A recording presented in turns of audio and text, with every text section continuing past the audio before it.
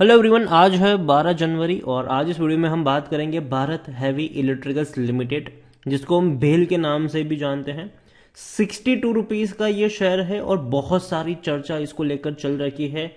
Semiconductor की जो shortage है उसको लेकर भी इस कंपनी में चर्चा है और उसी के बारे में हम डिस्कस भी करेंगे। लेकिन उससे पहले अगर आपने अभी तक चैनल को सब्सक्राइब नहीं किया है तो प्लीज़ अभी इसे सब्सक्राइब कर लीजिए, क्योंकि आगे भी बहुत सारे वीडियोस हैं जो आपको काफ़ी ज़्यादा हेल्प करेंगे। तो भेल का जो शेयर है 62 रुपीज़ के आसपास ट्रेड कर रहा है। पिछले एक महीने में अगर हम देखें तो पिछले एक महीने में भेल के शेयर में 3.5% की गिरावट है। आप देख सकते हैं कि 65 रुपीज़ से 57 रुपीज़ तक गया, लेकिन वापस से एक बढ़िया बाउंस बैक आ गया यहाँ पर।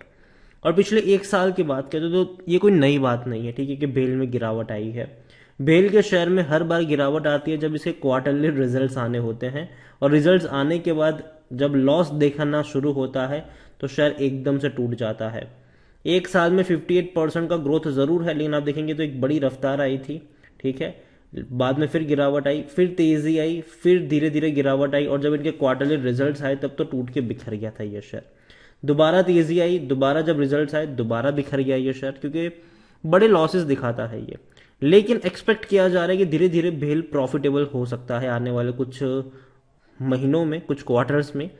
लार्ज कैप शेयर है, 21,600 करोड़ से भी ज्यादा का इसका मार्केट कैप है। वॉल्यूम्स अगर हम देखें तो 2 करोड़ से भी ज्यादा के वॉल्यूम्स है। बड़ी क्वांटिटी में इसके शेयर ट्रेड हो रहे हैं। प्रमोटर के पास 63.17% की होल्डिंग है और ये लेटेस्ट डेटा है दिसंबर क्वार्टर का।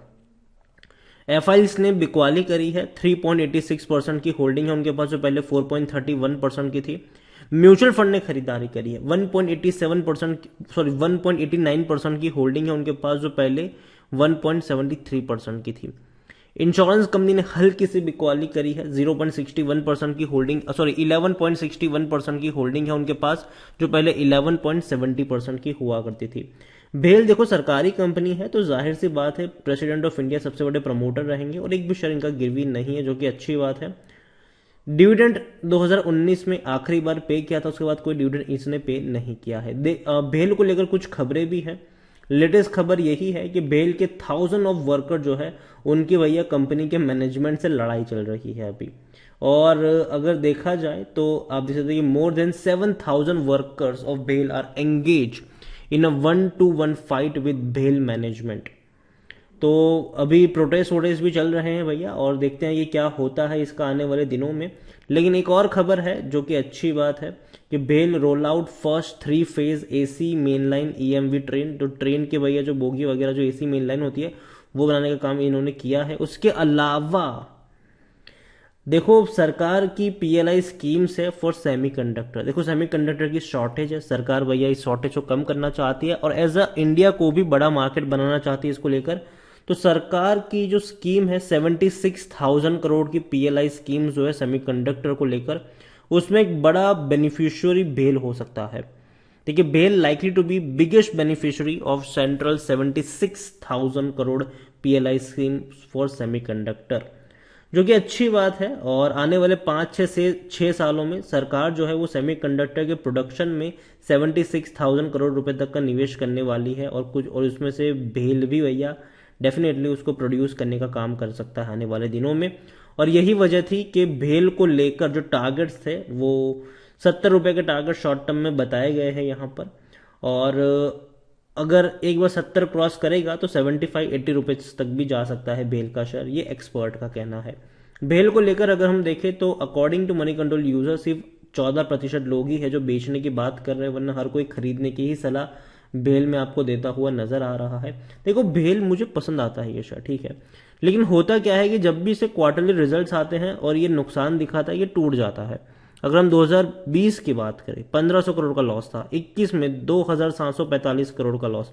जब भी रिजल्ट्स आए हैं नुकसान दिखाया है, शेयर टूट जाता है और भयंकर गिरावट आती है। यहाँ पर रेवेन्यू इनके लगातार टूट रहे हैं। यहाँ पर 30,000 करोड़ के रेवेन्यू सिर्फ 17,000 करोड़ तक सिमट गए हैं, जो कि रेवेन्यू में भी गिरावट आई है, जो एक अच्छे संकेत नहीं है।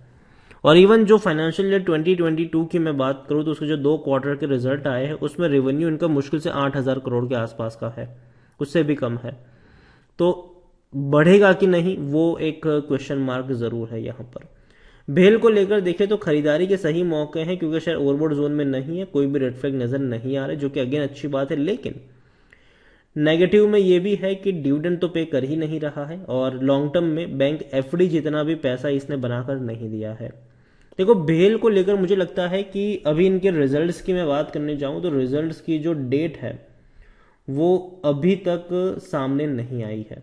अभी तक कोई डेट सामने नहीं है कि कब इसके रिजल्ट्स आएंगे, लेकिन रिजल्ट्स की डेट जैसे ही सामने आएगी थोड़ा सा कॉशियस हो जाएगा यहाँ पर। अभी मुझे लगता है कि हाँ, ट्रेंड इसका पॉजिटिव है, बहुत सारी अच्छी खबरें हैं, चाहे सेमीकंडक्टर कोई प्रोडक्शन को लेकर बातचीत करे या और भी कई सारी चीज़ें हो। लेकिन नेगेटिव चीज़ यही है कि भैया वर्कर्स जो है वो प्रोटेस्ट कर रहे हैं, मैनेजमेंट से उनकी लड़ाई चल रही है, और ऐसी हालतों में जब 7,000 एम्प्लॉयज़ जब भैया प्रोटेस्ट में शामिल हो तब चीज़ें उतनी अच्छी नहीं होती है, थोड़ा सा नेगेटिव इम्पैक्ट ज़रूर पड़ता है।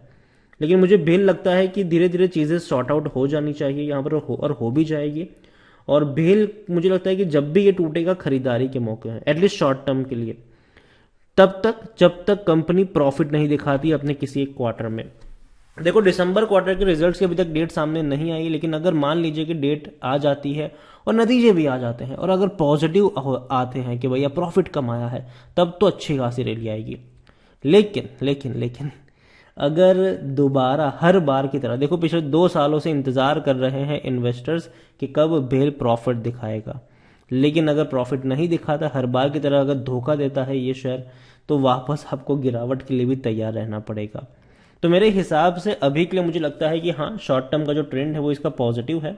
65-66 रुपीज तक शेयर जा सकता है और वहां से प्रॉफिट बुकिंग भी आपको देखने को मिल सकती है। और नतीजे इसके आए तब तक मैं कहूँगी एटलीस्ट एक बार रिजल्ट आ जाने दीजिए। शॉर्ट टर्म के लिए हाँ डेफिनेटली खरीदारी करिए तो बने रहिए, यहाँ पर कोई डरने वाली बात नहीं है। फ्रेश बाइंग भी करना चाहो कर सकते हो, 65 रुपीज़ का टारगेट लेके चलो, वहाँ पर प्रॉफिट बुकिंग आएगी तो भैया हट जाना उससे नीचे, और क्या। और फ्रेश बाइंग की जहाँ तक बात है, मैं कहूँगा कि एक बार इसके दिसंबर क्वार्टर के रिजल्ट्स को देख लेना चाहिए।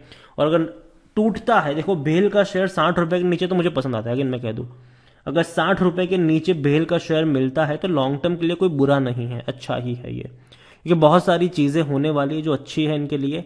लेकिन लेकिन लेकिन अगर थोड़ा और नीचे जाएगा तो 50 रुपये का एक सपोर्ट भी देखने को ज़रूर मिल जाएगा। तो इनिशियल सपोर्ट है वो 60 रुपये के आसपास का है, और सेकंड सपोर्ट जो है वो 50 रुपये के आसपास का है, और दोनों सपोर्ट काफ़ी अच्छे से वर्क करने चाहिए यहाँ पर। और भेल को लेकर यही कहूँगा कि खरीदारी के मौके 60 रुपये के नीचे देखने को मिलेंगे, लेकिन इसका मतलब ये नहीं है कि आपके पास हो तो बेच दो, जी नहीं, रखे रहो इसको।